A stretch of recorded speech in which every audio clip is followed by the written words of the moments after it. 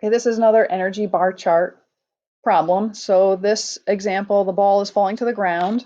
So I'll call this position 1, this next one position 2, and this next position 3.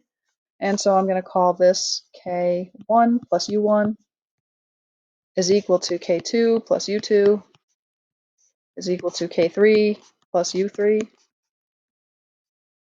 So the ball starts at 1, and so it has all potential energy and no kinetic.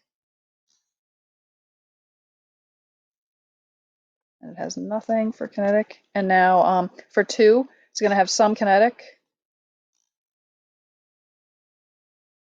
right? And it's going to have some potential. We'll make them about equal, and they should equal the U1 over here on the left. And then finally, we're going to have all potential and no kinetic. I'm sorry, all kinetic and no potential. So it's going really fast at position 3. So it's all kinetic and no potential.